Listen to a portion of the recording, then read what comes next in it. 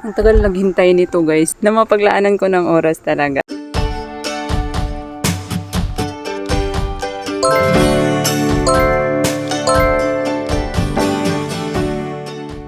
Tingnan niyo yan oh. Kumakalbo kasi siya dahil siguro sa soil din kasabay nung mga pinalitan ko kasi pare-pareho lang sila ng itsura talaga guys. Ganyan din natutuyo yung mga dahon, nagbablock. Hindi normal na nagda-dry out yung kanilang mga dahon. So matagal ko na rin itong gustong pugutan talaga. Nagkakaroon naman siya ng mga bagong babies guys. Pero gusto ko kasi itong palitan din ng soil. Kaya lang, mukhang ayaw ko muna palitan. Mas pipiliin ko na i-behead na lang muna yan dyan para mapropagate at para lumaki na rin yung mga nasa gitna. Ito din si Donkey's tail ko guys. Ayan, ganun din. Ganun din sa aking Boros tail. Ayan, pareho sila ng dinamdam. Sa soil siguro. Ang bilis talaga malagas ng dahon dito guys. Pero itong kalbo na to, hindi ito nalalagas lang. Nag-dry out talaga siya. Ganyan, oh, natutuyo sila. Buti nga ito guys, ang daming baby sa gitna. Ayan, sobrang kapal na talaga niya guys. Kakarampot lang to nung nabili ko. Tapos ganyan na. O, diba? Sobrang tailing. Ayoko sana siyang tanggalan. Pero kasi, pangit tingnan. Kasi may kalbo-kalbo dyan. Kaya, tanggalan ko na lang. Iiwan ko yung kompleto yung sanga. Kompleto ng dahon. Ang tatanggalin ko lang yung mga may kalbo. At saka, siguro mostly itong mahaba. Kasi ito yung may mga bawas-bawas na eh. Ang dito naman sa gitna ay mukhang okay naman yung growth. Ayan. Lush na lush at siksik pa rin naman yung dahon. Hindi ko makita yung pruning shears ko kaya ito na lang munang gunting. Kakapal na to lalo guys.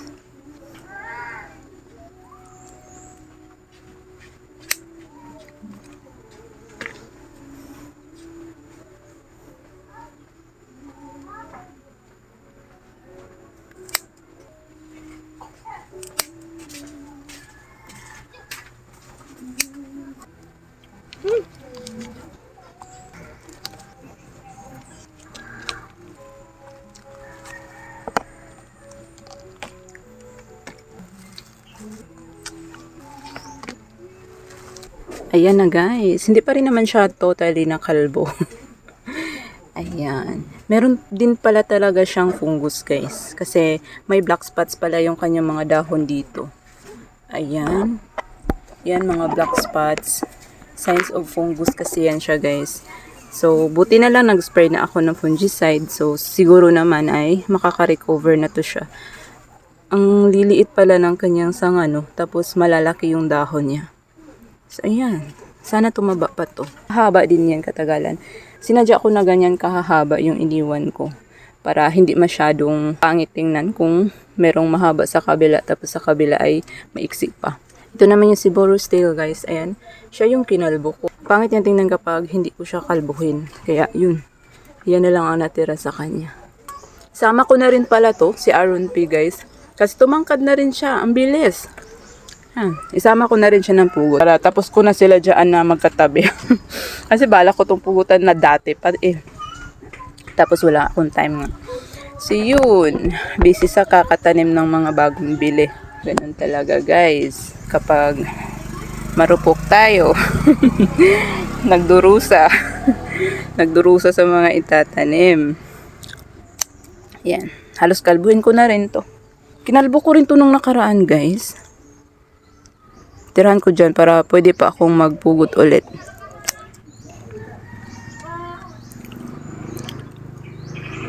Hindi nga lang ganoon kalalaki yung dahon ng aking Aaron P kasi kulang ito sila sa tubig. Kaya ganyan.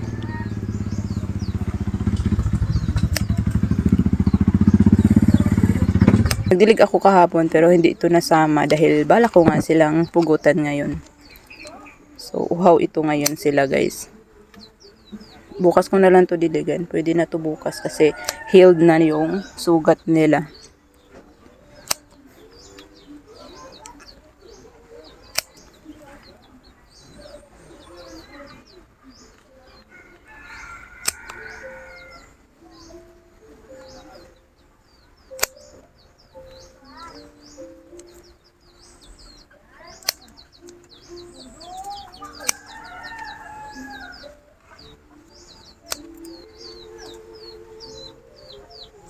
May mga tubo pala siya sa ilalim, oh.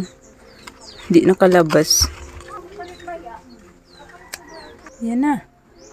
Kalbo na siya.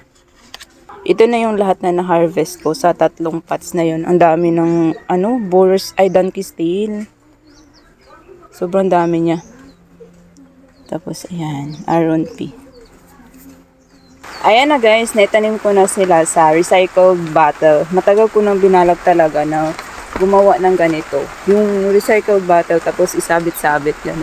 Pero ito, saka ko na isabit kapag after 1 week. At least sa mga panahon na yun ay meron na silang mga kanya-kanyang roots. So, meron pa akong hindi nagawa. Meron pa akong hindi na itanim. Mga kasya pa sa isang pot na Boris tail. Tapos, yung mga Aron P, hindi ko pa natanim. So, inabot na kasi ako ng gabi. Gabi na naman ulit. Paggabi na. So, yun lang muna for today's video, guys. So, ipakita ko to sa inyo kapag nakasabit na.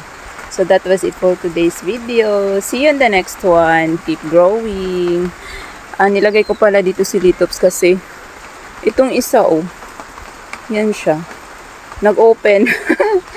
Nag-change skin. Anong tawag yan? Ano bang tawag sa process na yan? Yung parang nagbabalat, ganun. Tapos merong hindi ko alam kung meron bang nabulok or balat nila yung nabulok. Hindi ko na napansin guys. Hindi ko na Hindi ko na subaybayan. Basta yung nakita ko lang yung isa na yan.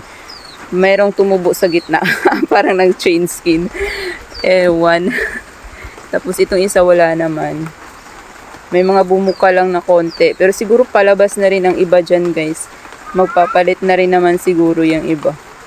So, nasisikipan ako sa kanila actually. Gusto ko silang i-repot pero worried ako. Baka masira. So, yun lang. Ayan, ihabol ko yung isang pot para sa video na to. And, yun lang. Meron pang natira doon, konti na lang. Ang daming dahon, guys. Ayan sobrang dami ng dahon na kailangan kong itanim. Yan na yun lahat. Boris tail, donkey tail, at saka Aron P. Yan.